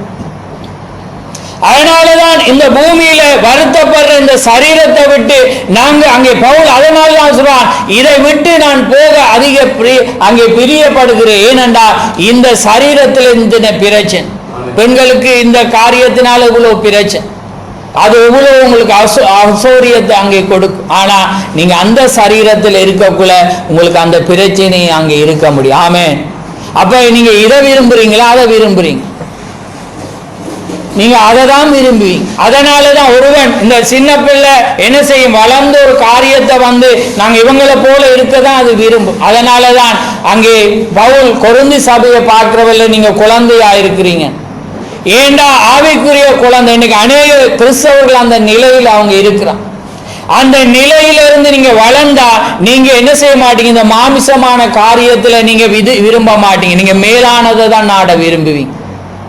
ஏனென்றா நீங்க இதை விட ஒரு ஸ்லாக்கியத்தை தான் விரும்பி. ஏன்னா இந்த மனிதன் அநேகருக்கு அது ஒரு தேவன் சில வியாதிகள ஒரு காரியமா. பவுல் என்ன சொல்றான், நான் என்ன மேன்மை பாராட்டாதபடி அது எனக்கு ஒரு முள்ளாக, என்ன அது ஒரு சத்ரு, எனக்கு அது முள்ளாக அது இருக்கு, நான் மேன்மை பாராட்டாது, அது நல்லது. ஏன்னா நாங்க எப்பயுமே தேவனை நாங்க தேட வேண்டும் என்று அவர் விரும்புகிறார். ஆமென். அதனாலதான் இந்த பரிமாணங்கள் என்ன செய்யறது, தேவன் அங்கே உண்டு என்பதையும் நீங்க அந்த காரியத்துக்கு நீங்க கடந்து போகிற வேளையில தேவன் ஒரு மேலானது உண்டு என்பதை அவர் காண்பிக்கிறார். அதனாலதான் நீங்க இந்த சரீரத்திலிருந்து நீங்க ஒரு விமானத்துல வேற இடத்துக்கு போய் நீங்க விரும்புறீங்க. ஆனா அங்க விமான டிக்கெட்டும் இல்ல, நீங்க விமானத்தில் ஏற வேண்டிய அவசியம் இல்லை. நீங்க அங்க போகணுமெண்டா நீங்க அடுத்த நிமிஷம் போகலாம். ஆமென். இதைதான் தேவன் அங்கே வைத்திருக்கிறார். இப்ப நீங்க எதை விரும்ப போற, நீங்க எதை நீங்க இப்ப விரும்ப போற. அதனால நாங்க மேலானதை நாடுகிறோம். அதனாலதான் உலக கண் அதை காணையில், உலக காரியம் என்ன செய்யலையாம் அதை காணையில், ஆனா நாங்களோ அதை கண்டோம் என்று அங்கே பவுல் சொல்றான். ஆமென். அவன் 3ஆம் வானம் மட்டும் அவன் என்ன செய்யப்பட்டான், எடுத்துக்கொள்ளப்பட்டவனா இருந்தான். எழுதியிருக்கிறபடி தேவன் தம்மில் அன்பு கூறுவதற்கு ஆயத்தம் பண்ணினதை கண் காணவும் இல்லை, காது கேட்கவும் இல்லை, அவைகள் மனுஷனுடைய இருதயத்தில் தோன்றவும் இல்லை. நமக்கோ தேவன் அவைகளை தமது ஆவியினாலே வெளிப்படுத்தினார். ஆமென். தேவன் தம்முடைய ஆவியினால வெளிப்படுத்தும். அதனாலதான் இன்னைக்கு நாங்க அதை அங்கே புசித்த உணர்ந்த ஒவ்வொரு மனிதன் தான் என்ன செய்தான், மேலானது அவன் நேடிப்போன். அவ்வளவு பெரிய பவுல் என்ன செய்தான், எல்லாமே விட்டு அவன் என்ன செய்யறான், அங்கே இயேசு கிறிஸ்துக்காக நடந்தான். இல்லாட்டி அவன் எந்த ஸ்தானத்தில் இருந்திருக்கும். அன்னைக்கு மோசேயை நாங்க பார்த்தோம். மோசே என்ன எப்படிப்பட்ட ஒரு அரண்மனையில் இருக்கவன், அவன் என்ன செய்றான், உலக அனுத்தியமான பாவ சந்தோஷங்களை அனுபவிப்பதை பார்க்கிலும் தேவனோடு ஜனத்தோடு இருப்பதை அவன் விரும்பினான். ஆமென். ஏன் அவன் என்ன செய்றான், வேதம் சொல்கிறது அவன் மேலானதை நாடினான். ஆமென். இதுதான் காரியம். இன்றைக்கு மேலானதை தேவன் வைத்திருக்கிற வேளையிலே ஒரு கிறிஸ்தவன் கீழானதை இந்த பூமிக்குரியதை நாடுவானா, அவனை போல நான் சொல்லுவான் ஒரு முட்டாள் இல்லை. ஏனென்றா ஒருவேளை அவன் அறியாமல் இருக்கிறான். அதான் தீக்கர் சொல்றார், நீ என்னை வஞ்சித்தாய் என்று அங்கே ஒரு ஸ்திரீ சொன்னான். ஏண்டா அந்த ஊழியக்காரன் மந்திரவாள் சொல்றா, நீ எனக்கு இதை வெளிப்படுத்தேன், நீ இதை எனக்கு காட்டேன். அவள் காட்டி இருந்தா நான் இப்படி ஒரு மரணத்துக்கு நான் போயிருக்க மாட்டேன். ஏண்டா இன்னைக்கு அதனால் தான் வேதம் சொல்ல, குருடனுக்கு குருடன் வழிகாட்டி இன்னைக்கு இருவரும் அங்கே போகிறவர்களால். ஆனா தேவனோ இன்னைக்கு எங்களுக்கு வழிகாட்டி ஆகி வந்திருக்கு. ஆமென். தேவனே இன்னைக்கு ஒரு அங்கே கிருபை எங்களுக்கு காண்பித்து இன்னைக்கு மேலானது, இந்த பூமியை விட உங்களுக்கு மேலானதை நான் வைத்திருக்கேன். இதை சொல்லி ஒரு மனிதன் பெற்றுக்கொள்ள விரும்பலண்டா இவ்வளவு ஒரு காரியம். இன்னைக்கு கவர்மெண்ட் அறிவிச்சிட்டு இந்த உள்ளூர் உற்பத்தியை பெருக்கிறதுக்காக காணி கொடுக்கிறன்னு ஓடிட்டாங்க எல்லாம். அவன் என்ன செய்யறான், அதை கொடுத்து அவன் என்ன செய்யறான், உள்ளூர் உற்பத்தியை பெருக்க. ஆனா இயேசு கிறிஸ்துவா ஒன்றுமே வேணாம், உங்களுக்கு எல்லாமே நான் நித்தியமா தரேன். நீங்க பணமும் இல்லை, விலையும் இல்லாம நீங்க அங்கே கருக்கிறண்டா அதை வேணும். அது பணமும் இன்றி விலையும் இன்றி நான் உங்களை ரட்சி, உங்களுக்கு ஒன்றுமே வேணும், நீங்க என்னிடத்துல வாங்க. இன்னைக்கு கவர்மெண்ட் கொடுக்கறதுக்கு என்ன செய்றீங்க, அந்த தீக்கர்சன் நிறைவேறிட்ட பிறகு கொஞ்சம் தேவன் தரமாட்டாரான்னு என்ன ஃபோன் பண்ணி கொடுத்துட்டான். அப்ப என்ன, இது ஒரு காரியம் இல்லை. நான் ஒரு யதார்த்தமா பேசிக்கொண்டேன், ஏன்னா நான் சத்தியத்தை பேசுகிறேன். ஏன்னா இன்னைக்கு அதுதான் காரியம். அப்ப இன்னைக்கு கிறிஸ்தவ அந்த அந்த இப்ப நிறைய காரியங்களை இணைச்சிருப்பான். என்ன சொல்றது, குழுக்கள். என்ன அந்த குழுக்களை கூட இதோ தமிழர்களுக்கு ஒரு அரிய சந்தர்ப்பம் என்று போடுறான்.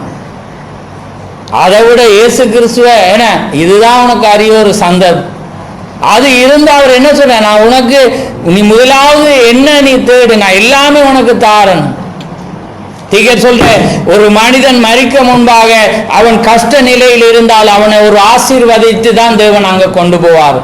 அது அவர் செய்வார். நீங்க ஒன்றுமே ஒரு காரியம் கூட இல்லாம இருக்கலாம், ஆனா தேவன் உயர்த்திட்டு தான் ஒரு காரியத்தை அவர் செய்வார். அதனாலதான் அவர் ஒவ்வொரு மனிதனுக்கு அதை செய்தார் வேதத்தில். அதனாலதான் நீங்க எதெல்லாம் நீங்க இழக்கிறீங்களோ நான் அதெல்லாம் உங்களுக்கு தருவேன். அப்ப அதனால பாருங்க, இன்னைக்கு அங்க உலகம் ஒரு மனிதனை அறியாம, அதான் ஏவாளேன்னு சொல்ல, என்னை வஞ்சித்தான் அறியாம, அது வஞ்சகம் என்ற என்ன அறியாம ஒரு மனிதன் அது நானும் பிள்ளலாம் நீங்களும் அதுக்கு நாங்க என்ன செய்யணும்? அதான் நீங்க எதை செய்யறேன்றாலும் ஜெபித்துட்டு நீங்க ஒரு முடிவெடு. அப்போ பரிசுத்த ஆவியானவர் வெளிப்படுத்தும். உங்களுடைய ஞானத்துல நீங்க ஏற்படுத்தினா நீங்க செஞ்சிருவீங்க. நானா இருந்தாலும் அதை நான் செய்வேன். ஆனா நாங்க அமர்ந்திருந்து தேவன் சமூகத்தில் இருக்கக்குள்ள தேவன் வெளிப்படுத்தா இது அழிந்து போகும், நாங்க இதை விட்டு போக வேண்டும், இதை விட நான் உனக்கு அழியாததை நான் தருகிறேன். ஆமே. அப்ப பாருங்க, இன்னைக்கு உலகம் தேவன் கொடுக்கிற ஒரு காரியத்தை ஜனம் விரும்பாம தேவன் ஒரு இலகுவான வழியை வச்சு அன்னைக்கு இஸ்ரவேல் ஜனங்க என்ன செஞ்சாங்க? வீடு கட்டு, அவங்க கிணறு கட்டு, வயல் எல்லாமே தேவன் கொடுத்தான். அவங்க சமைக்க தேவையில்லை. அவங்க தீக்கர்சியை நம்பி வந்தாங்க. தேவ வானத்திலிருந்து அங்கே மன்னாவை கொடுத்து அவங்களுக்கு கொஞ்சம் ஒரு முறுப்பு வந்து ஒரு இறைச்சி சாப்பிட்டு பலனா இருக்கணும்டா தேவன் இறைச்சியை கூட வானத்திலிருந்து கொடுத்து. ஆமே. பாருங்க எவ்வளவு மகத்துவம் உள்ள தேவனாயிருக்கு. அதே வண்ணமா நான் காகத்துக்கு கூட நான் பச்சியலுக்கு கூட நான் போஷிச்சா நான் உங்களை போஷிக்காம இருப்பேன். பாருங்க எவ்வளவு தேவன் கெஞ்சி அங்க கேக்கு. தேவன் எவ்வளவு ஒரு காரியத்தை அங்க. ஆனா மனுஷன் வந்து இன்னைக்கு மேலானதை நாடாம இன்னைக்கு பூமியில் இருக்கிறத நாடு. அதனாலதான் அன்னைக்கு வாலிப நான் நித்திய ஜீவனை பெற நான் என்ன செய்ய வேண்டும் என்று சொன்ன வேளையில அங்கே அந்த வாலிப அங்கே தலைவன் அதை இழந்து போனதை நாங்க பார்க்க. அவன் நித்திய ஜீவனுக்கான வழி அந்த பூமியில் அவனுக்கு இருந்தது. இயேசு கிறிஸ்து அங்கே இருந்தான். இயேசுவோடு அவன் நடந்திருந்தா அவன் பரலோகத்தில் அவன் அங்கே நடந்திருப்பான். ஆனா மோசே அங்கே எலியா நடந்த வேளையில பரலோகத்தில் அவரோடு கூட நின்றாங்க. ஆமே. அதனாலதான் நாங்க உலகத்துல ஒவ்வொரு காரியங்களை விட தேவனுக்காக ஏதாவது ஒரு மூலையிலிருந்து ஒரு சேவை செய்ய நாங்க விரும்புகிறோம். என்னண்டா நாங்க எல்லாம் படைத்த ராஜாவுடைய வேலையில நாங்க ஒரு பதவியில இருக்கிறோம் என்ற ஒரு காரியத்துல. ஏனண்டா அதை விட தேவண்ட ஏதாவது நாங்க உண்ட செய்யணும் என்று நாங்க விரும்புவோம். ஏனண்டா அது உலகத்துல கூட நாங்க ஒரு காரியத்தை செய்தா அது எங்களுக்கு பெருமையாயிரும். ஆனா நாங்க அதை விட ஒரு மகத்தான ஒரு ராஜாவோட நாங்க ஒரு மகத்தான ராஜா ஒரு விருந்த வச்சிருக்கிறோம். எங்களை அழைக்கிற வேளையில நாங்க அதுக்கு வர மனது இல்லாம அநேக காரியங்களை நாங்க சொல்லுகிறத நாங்க பார்ப்போம். அதனால அன்பான ஜனங்களே நீங்க சிந்தித்து பாருங்க. நான் உங்களை அங்க எச்சரிக்கும்படியாத. ஏனென்றா இதை விட மேல அதான் நீ குணப்பட்ட பின் உன் ஜனத்தை குணப்படுத்து. அதான் பேதுருக்கு சொன்ன. ஏனென்றா அவன் பரிசுத்த ஆவியை பெற்றோன்னு அவன் டக்குன்னு சொன்னான். அதே போல நான் பெற்றபடியாதான் உங்களுக்கு சொல். அதனாலதான் நான் அன்னைக்கு சொன்னேன், நாங்க அந்த இடத்துல ஒரு மரத்தடியிலிருந்து அந்த நித்திய ஜீவனை அந்த செய்தியை கேட்ட பிற்பாடுதான் இந்த வாலிப பிள்ளைகளை குறித்து நான் பிரசங்கித்தேன். ஏனண்டா நான் நித்திய ஜீவனை பெற நான் என்ன செய்வோம்? இன்னைக்கு உலக காரியத்துல நாங்க எங்களை ஒப்பு கொடுக்கிறோம். ஆனா தேவனுக்கு நீங்க ஒப்பு கொடுத்தா நீங்க மேலான ஒரு காரியத்துல கடந்து செல்வீங்க. அது உங்களுக்கு விருப்பம் இல்லை. இன்னைக்கு வீட்டுல போய் தட்ட தேவன் நீங்க உள்ளுக்குள்ள அப்படியே போகணும். நீங்க பறந்து போகணும். தேவனோடு கூட நடக்க என்ற அந்த ஒரு மகிமையின் சரீரத்தை அவர் கொடுக்கிறது. அங்க பசி இல்லை. இன்னைக்கு பசி இல்லை. நாங்க என்ன செய்யறோம்? பல காரியங்களை நாங்க செய்யறோம். இன்னைக்கு அங்கே எங்களோட உடம்பை வளர்த்துறதுக்காக நாங்க செய்யறோம். இன்னைக்கு எங்களை அழகுபடுத்துறதுக்கு நாங்க எல்லாம் செய்யும். ஆனா அங்க என்ன செய்யாது? கிளவியாம் போத்தவல்ல, கிழவனாம் போத்தவல் என நாங்க முடி அங்க இல்லாம எல்லாமே இளமையாயிரும். நீங்க அங்க மஞ்சள் பூசி தான் வெள்ளையா ஆகணும். அங்க கிரீம் பூசி தான் வெள்ளையா போகணும். எல்லாமே தேவன் ஒழுங்குபடுத்தி வைத்திருக்கு. ஆமே. ஏனண்டா பாருங்க, அதை விரும்பாம இந்த பூமியில நாங்க என்ன செய்யறோம்? அதை விரும்புறோம். நாங்க அந்த ஒரு காரியத்துல நாங்க என்ன செய்ய நாங்க அங்க விரும்புகிறோம். அதனாலதான் இச்சை ஒரு மனிதனுக்கு இருக்கும். ஆனா அடுத்தது என்ன சொல்லுது வேதம்? இச்சை அடக்கம். இச்சை இருக்கும், எனக்கும் இருக்கும், உங்களுக்கும் இருக்கும். என ஒரு சாப்பாட்டை கண்டா இருக்கு, ஒரு காரியத்தை கண்டா இருக்கு, அதை பெற்றுக்கோ. ஆனா வேதம் என்று சொல்லுது அடக்கம். ஏன அதனால அங்க அந்த பரலோகத்தில் அது இருக்கா. இன்னைக்கு சபையானது இன்னொரு நிலைக்கு போகணும் என்று விரும்பு. இன்னைக்கு அந்த நாட்களில் இருந்த அந்த தன்மைகள் இல்லாம போகிறது. ஏனண்டா இன்னைக்கு அப்படியான ஒரு காரியம். அதான் திகர்சா இன்னைக்கு பாய்லர் கோழி போல இன்னைக்கு நாங்க ஆயிட்டோம். அந்த நிலையில நாங்க என்ன செய்யறோம்? அங்கே அவ்வளவு சோம்பல் தனத்துல நாங்க இருக்கோம். ஆனா நாங்க ஆவிக்குரியான நிலையில நாங்க வர்ற வேளையில தேவன் மேலான கார். அப்ப பாருங்க, இந்த பரிமாணங்களே ஒரு ஆச்சரியம். தேவன் அதை தாண்டி ஒரு மேலான ஒரு காரியத்துக்கு தேவன் எங்களை அழைத்து போகிறோம். அதனாலதான் நாங்கள் மேலானதை நாங்கள் தேவனுடைய ஆவியினாலே ஒன்றையுமே நாங்கள் பெற்றுக்கொள்ள முடியாது. நாங்கள் ஒன்றை காண வேண்டும் என்றால் தேவனுடைய ஆவியை நாங்கள் பெற்ற ஜனமாய் இருக்கவும். அதனாலதான் பவுல் அதை குறித்து சொல். அதனாலதான் யோவான் ஆவிக்குள்ளான வேளையில தான் பரலோகத்தின் இனிவர்ற சம்பவத்தை அவன் காண்பான். இந்த காரியங்களை தீர்க்கதரிசி அங்கே யோவானுக்கு வெளிப்படுத்துற வேளையில யோவான் என்ன செய்யறான்? தீர்க்கதரிசியோட காலில் போய் வணங்குறான். ஏனென்றா இதை காட்டினோன்னு இவர் தான் கடவுள் என்று நினைச்சு. அதே போலதான் இன்னைக்கு தீர்க்கதரிசி சில வெளிப்படுத்தினோன முத்திரையை எடுத்து திறந்து காட்டினோன்னு அவங்க நினைச்சிட்டாங்க அவர் தான் கடவுள். ஏண்டா பலமுள்ள தூதன் வந்து என்ன செய்யறான்? அது அந்த ரகசியத்தை வெளிப்படுத்தி காண்போம். அப்ப அதை யார் வெளிப்படுத்தினர்? தீர்க்கதரிசி. ஆனா தேவன் எப்படி வெளிப்படுத்தினேன்? மனித உதடினாலே அவர் தன்னை வெளிப்படுத்த. அப்ப அதனால அன்னைக்கு யோவானும் அந்த மயக்கத்துக்கு போனான். ஏனென்றா யோவான் பரலோகத்துக்கு எடுத்துக்கொள்ளப்பட்டோன்னு அங்கே தீர்க்கதரிசி அதை காட்டுற வேளையில யோவானும் ஆண்டவரே என்று விளங்கிட்டு அவர் சொல்ற, உன்னை போல நானும் ஒரு தீர்க்கதரிசி. தெரியுதான் உங்களுக்கு? நான் உங்களுக்கு வசனம் தெரிஞ்சபடியா பிரசங்க வெளிப்படுத்தல் இருக்கு. அப்ப உடனே அவன் பாதத்துல விழுந்து வணங்குறா. சொல்ற, உன்னை போல நானும் ஒரு தீர்க்கதரிசி. நீ என்ன வணங்காம இயேசு கிறிஸ்துவ வணங்க. ஆமென். அதனால இயேசு கிறிஸ்துவே தேவனாயிருக்கிறார். நீங்க எந்த மனிதனுக்கு முக்கியத்துவம் அங்கே இல்லை. எல்லா மனிதரும் அவருக்கு கட்டுப்பட்டவர்களா இருக்கிறார்கள். ஆனா தேவன் அந்த மனிதனுக்குள்ளாக தன்னை வெளிப்படுத்தினார். அதை தான் நீங்க காணும். நீங்க திரைச்சீலை மத்தியிலிருந்து நீங்க கும்பிடலாம். ஆனா திரைச்சீலை தேவன் அல்ல, திரைச்சிக்கு இலைக்கு உள்ளாக இருந்ததுதான் தேவனாயிருக்கிறார். ஆமென். அதே போலதான் இன்னைக்கு தேவன் மனவாட்டி தேவன் அல்ல, இன்னைக்கு ஊழியக்கார தேவன் அல்ல, அவருக்குள்ளாக இருக்கிறவர்கள் தான் தேவனாயிருக்கிறார். அதனாலதான் நாங்க ஒரு மனிதனை தேவனை ஏற்றுக்கொள்ளுகிற நிமித்தம் நாங்க அந்த மனிதனை ஏற்றுக்கொள்றோம். அந்த மனிதனுக்கு ஏன் கனத்தை கொடுக்கிறோம்டா, நாங்க அந்த மனிதனுக்கு செய்யல, நாங்க தேவனுக்கு செய்யறவளா. அதனால்தான் அவர் சொல்றார், நீங்க அங்கே அவளுக்கு செய்யல, எனக்கே நீங்க அதை செய்து. வஸ்திரம் இல்லாதவனுக்கு, அங்கே பணம் இல்லாதவனுக்கு, உடுப்பு இல்லாதவனுக்கு, சிறைச்சாலையில் இருந்தவனுக்கு நாங்க போக சொல்ற, ஆண்டவரே நாங்க எப்பொழுதும் அவமதிச்சா சொல்ல, நீங்க இதை கொடுக்காத நேரம் நீங்க என்ன அவமதிச்சு. அது என்ன? இந்த சிறியவர்களுக்கு நீங்க எவைகளை செய்தீர்களோ அதை எனக்கே செய்தீர்கள் என்பதின் அங்கே வசனமாயிருக்கு. அதனாலதான் இன்றைக்கு ஒரு மனிதன், இன்றைக்கு ஆவிக்குரியவர்கள் எந்த நிலையில இருக்கிறோம் என்பதை மறந்து இன்னைக்கு அவங்க என்ன செய்யறாங்க? அங்கே ஜீவிக்கிறத அவங்க பார்க்கிறாங்க. அதனால அவங்களுக்கு அன்றைக்கு பரிசேயர் கேட்டது போல, நாங்க தேவனுக்கு ஏற்ற கிரியைகளை நடப்பிக்கும்படி நாங்க என்ன செய்ய வேண்டும் என்று நாங்க கேட்டாங்க.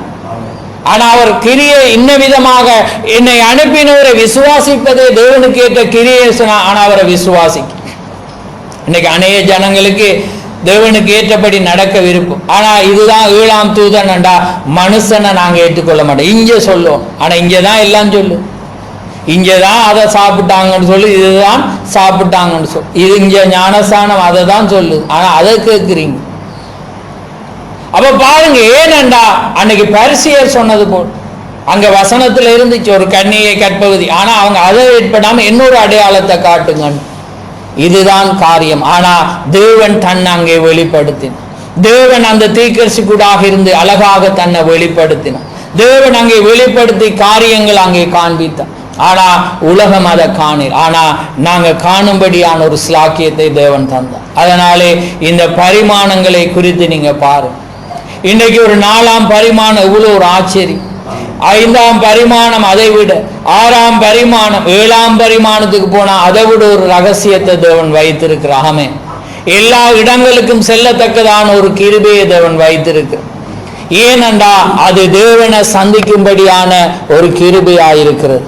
அதனால இன்னைக்கு இந்த பூமியில இருக்கிறது எல்லாமே அழிந்து போகும். ஆனா அழியாத ஒரு காரியத்தை தேவன் எங்களுக்காக வைத்திருக்கிறார், எங்களுக்காக அவர் ஆயத்தம் பண்ணியிருக்கார். அதனால கர்த்தர் உங்களை ஆசீர்வதிப்பாராக. நாங்க யாவரும் எழுந்திருப்போம். கோடான கோடி சோதரம் சோதரம் சோதரம். ஆண்டவரே தேவாதி தேவனே மகு சோதரம் சோதரம் சோதரம் சோதரம் சோதரம். நாங்கள் ஒரு விசை எங்களை முழுவதுமாக நாங்கள் தாழ்த்துவோம். மகா பரிசுத்தமுள்ள பிதாவே, இந்த மகிமையான இந்த காலை வேளைக்காக தகப்பனே எங்களை தாழ்த்துறோம். உம்முடைய கிருபையினாலே மீண்டுமாக இந்த செய்தியின் தொடர்ச்சியை நாங்கள் காணும்படியாக நாங்கள் எந்த சரீரத்திலே உம்மை காண முடியும் என்பதை குறித்து இந்த வேளையிலே நாங்கள் சிறு காரியத்துக்கூடாக நாங்கள் பார்த்தோம். ஆம் தகப்பனே, இந்த பாவ சரீரத்துக்கூடாக உம்மை காண முடியாது என்பதை நாங்கள் பார்த்தோம். ஏனென்றால் எங்களுடைய சரீரமானது அங்கே மாற்றப்பட வேண்டியதாயிருக்கிறது, மறுரூபப்பட வேண்டியதாயிருக்கிறது. அன்றைக்கு ஆபிரகாம் ஆண்டவரே அந்த குமாரனை பெற முன்பு அவனுடைய சரீரம் இளமைக்கு திரும்பினது போல, சாராளுடைய சரீரம் அங்கே இளமைக்கு திரும்பினது போல, அதே வண்ணமாக தகப்பனே உம்மை காணும் முன்பாக நீர் ஒரு அடையாளத்தை நீர் கொடுத்தீர், எங்கள் சரீரம் மறுரூபப்பட வேண்டும் என்று. ஆம் தகப்பனே, அந்த மறுரூபப்பட்ட சரீரத்திலே பாவ ஆசைகளோ பாவ இச்சைகளோ, அங்கே புசித்தலோ குடித்தலோ, அங்கே எந்த மாமிச 5 புலன்களோ அங்கே இருக்க முடியாது என்பதை இந்த வேளையிலே நாங்கள் கண்டுகொண்டோம். ஏனென்றால் அது நீர் பரலோகத்திலே நாங்கள் ஜீவிக்கும்படியாக எங்களுக்கு கொடுக்கப்பட்ட ஒரு சரீரமாய் அது இருக்கிறது. அங்கே புசிப்பும் குடிப்பும் அங்கே இருக்க முடியாது, அங்கே வியாகுலமும் வருத்தமும் அங்கே இருக்க முடியாது, அங்கே துக்கம் இருக்க முடியாது, அங்கே ஒன்று மாத்திரம் இருக்க முடியும், அங்கே சந்தோஷம் சமாதானம். ஆண்டவரே, அங்கே எப்பொழுதும் உம்மை துதித்துக் கொண்டிருப்போம் என்பதை மாத்திரம் நாங்கள் அறிந்திருக்கிறோம். அதனாலே தகப்பனே, இன்றைக்கு உலகமோ இந்த உலகத்தை விரும்புகிறது. இன்றைக்கு நாட்டின் தலைவர்கள் 800 மாநிலங்களை வாங்க வேண்டும் என்று பிரயாசப்படுகிறார்கள். ஒவ்வொரு நாடுகளும் 800 நாட்டை ஆட்சி செய்ய வேண்டும் என்று விரும்புகிறது. 800 நாட்டை நாங்கள் அடக்கி ஆள வேண்டும் என்று விரும்புகிறது. இன்னைக்கு அநேக ஜனங்கள் நிலங்களை விரும்புகிறதை பார்க்கிறோம். இன்றைக்கு நாங்கள் அதிலே நாங்கள் ஆயுசு பூராக இருக்கலாம் என்று அவர்கள் விரும்புகிறார்கள். அதனால் இன்றைக்கு மனிதர்களோடு மனிதர்கள் சண்டை பிடிப்பதை நாங்கள் பார்க்கிறோம். ஆனால் தகப்பனே, உம்முடைய ஜனங்களோ அறிந்திருக்கிறார்கள், இது எங்களுக்கு நிரந்தரம் அல்ல, எங்களுக்கு பரலோகமே நிரந்தரம், நீர் ஒருவரே நிரந்தரம், நீர் எங்களுக்காக ஒரு ஸ்தலம் ஆயத்த பண்ணி இருக்கிறீர், அதுவே நித்தியம் நித்தியம் என்பதை அவர்கள் அறிந்திருக்கிறார்கள். அதனாலே தகப்பனே, இங்கே உள்ளானதை அல்ல மேலானதை அவர்கள் நாடுகிறதை நாங்கள் பார்க்கிறோம். அதனால்தான் அன்றைக்கு இருந்த ஒவ்வொரு மனிதர்களும் தங்களுடைய எல்லாவற்றையும் விற்று எல்லா காரியங்களை கொடுத்து மேலானதை நாடி போனதை நாங்கள் பார்க்கிறோம். அன்றைக்கு மோசே தான் இருந்த மேலான உத்தியோகத்தை விட்டு அங்கே தன்னுடைய ஜனத்துக்காக வேலை செய்ய வேண்டும் என்று ஒரு சிறு தொழிலை அவன் தெரிவு செய்ததை நாங்கள் பார்க்கிறோம். அதே போல தகப்பனே, இந்த நாளிலே உம்முடைய பிள்ளைகள் அந்த நிலைக்கு வர வேண்டிய ஒரு காலத்திலே நாங்கள் இருக்கிறோம். ஏனென்றால் இந்த காலம் சொற்ப உபத்திரவம் மாத்திரம், அதுக்கு பிற்பாடு எங்களுக்கு ஒரு இளைப்பாறுதல் உண்டு என்று நாங்கள் அறிந்திருக்கிறோம். ஏனென்றால் அங்கே வேதமும் அங்கே தீர்க்கதரிசியும் இன்றைக்கு உலக நடைமுறையும் அதை நினைவு கூட்டுகிறது. ஒரு தாயானவள் தன்னுடைய குழந்தையை பெறுகிறதுக்கு முன்பாக அவள் ஒரு சிறு கற்ப வேதனை அடைகிறதை பார்க்கிறோம். அதுக்கு பிற்பாடு அவள் குழந்தையை பெற்ற பிற்பாடு அவள் ஒரு குமாரனை பெற்றேன் என்ற ஒரு சந்தோஷத்தோடு அந்த துக்கத்தை மறக்கிறதை நாங்கள் பார்க்கிறோம். அதே போல கர்த்தாவே, எங்களுக்காக பெற்றுக்கொள்ள வேண்டிய ஒரு சிராக்கியத்துக்காக இந்த உலகத்திலே நாங்கள் பெறுகிற அனுபவிக்கிற இந்த துக்கத்தை நாங்கள் ஒரு அற்பமாய் நினைக்கிறோம். ஏனென்றால் அதுக்கு அப்பால் ஒரு சந்தோஷம் உண்டு என்று நாங்கள் அறிந்திருக்கிறோம். அதுக்கு அப்பால் ஒரு வருத்தம் இல்லை என்று அறிந்திருக்கிறோம். அதுக்கு அப்பால் எங்களுக்கு ஒரு நித்தியம் உண்டு என்று அறிந்திருக்கிறோம். அதுக்கு அப்பால் ஒரு மகிழ்ச்சி உண்டு என்று நாங்கள் அறிந்திருக்கிறோம். அங்கே எங்களுடைய கணவனோடு எங்களுடைய பிள்ளைகளோடு எங்களுடைய உறவுகளோடு நாங்கள் மகிழ்ந்து இருக்கலாம் என்று நாங்கள் அறிந்திருக்கிறோம். அங்கே உறவான முறைகள் அங்கே இல்லாவிட்டாலும் அங்கே ஒருவரை ஒருவர் காண முடியும், ஒருவரை ஒருவர் எப்பொழுதும் நாங்கள் சந்திக்க முடியும் என்று நாங்கள் அறிந்திருக்கிறோம். தகப்பனே, அப்படியானால் இந்த உலக காரியம் எங்களுக்கு ஒரு அற்பமாயிருக்கிறது, உலக ஆசை எங்களுக்கு ஒரு அற்பமாயிருக்கிறது, எங்களுக்கு பரலோகத்தின் ஆசையே எங்களுக்கு ஆசையாயிருக்கிறதை நாங்கள் பார்க்கிறோம். அதனால் தான் தகப்பனே, ஒவ்வொரு பரிசுத்தவான்களும் ஒரு பைத்தியக்காரர் போல உலகத்துக்கு தென்பட்டார்கள். அதே போல பித்து பிடித்தவர்கள் என்று தென்பட்டார்கள். ஏனென்றால் அவர்கள் உலகத்தின் காரியத்தை தேடாமல் நசரனாகிய இயேசுவுக்காக அவர்கள் வாழ்ந்ததை நாங்கள் பார்க்கிறோம், அவர்களுக்காக நடந்ததை பார்க்கிறோம், அவருக்காக உபத்திரவப்பட்டதை பார்க்கிறோம், அவருக்காக மரணத்தை அற்பமாய் எண்ணினதை நாங்கள் பார்க்கிறோம். ஏனென்றால் மரணமே அல்லாத ஒரு வாழ்வுக்காக இந்த உலகத்தின் மரணத்தை அவர்கள் அற்பமாய் எண்ணினதை நாங்கள் பார்க்கிறோம். அதே போல தகப்பனே, இந்த அருமையான நேரத்திலே நீர் பேசினீர் எங்களோடு. அதே வண்ணமாக ஒரு நாள் இந்த சத்தமானது மீண்டும் அங்கே தொனிக்கிற வேளையிலே ஆண்டவரே, இந்த எச்சரிப்பின் சத்தத்தை கேட்டவர்களுக்கு நீரோட ஆசீர்வாதத்தை கொடுப்பீர். அல்லாவிட்டால் அது நியாயப்பின் சத்தமாய் இருக்கும் என்று நாங்கள் அறிந்திருக்கிறோம். அதனாலே தகப்பனே, அடியானையும் ஜனங்களையும் உடைய கரத்தில் ஒப்பு கொடுக்கிறோம். நாங்கள் குறைவுள்ளவர்கள், நாங்கள் பலவீனவர்கள். அதனாலே உம்முடைய ஆவியினாலே எங்களை நிரப்பி ஆண்டவரே, இன்னும் அதிகமாய் உமக்குள்ளேயாக பலப்பட நிற்கிற செய்யும். எங்கள் ஒவ்வொருவரையும் ஆசீர்வதியும். கேட்ட ஒவ்வொரு ஜனங்களையும் ஆசீர்வதியும். கேட்டுக்கொண்டு ஒவ்வொருவரையும் ஆசீர்வதியும். இனிமேல் கேட்க போற ஒவ்வொருவரையும் ஆசீர்வதியும். யாவர் மீது உம்முடைய கிருபை கூட இருக்கட்டும். பரிசுத்த ஆவியானவர் நீர் வெளிப்படுத்தி வழி நடத்தும். யாவை உம்முடைய கரத்திலே தாழ்த்தி எங்களுக்காக மரித்து உயிர்த்து என்றென்றும் சதா காலம் ஜீவிக்கிற ஆண்டவரும் இரட்சகரும் ஆகிய இயேசு கிறிஸ்துவின் நாமத்தில் கேட்கிறோம். ஆமென், ஆமென். என் ஆத்துமாவே கர்த்தரை சோத்ரி, என் முழு உள்ளமே அவருடைய நாமத்தை சோத்ரி. என் ஆத்துமாவே கர்த்தரை சோத்ரி, அவர் செய்த சகல உபகாரங்களையும் மறவாதே. ஆமென், ஆமென், ஆமென். கர்த்தர் தாமே உங்கள் ஒவ்வொருவரையும் ஆசீர்வதிப்பார்.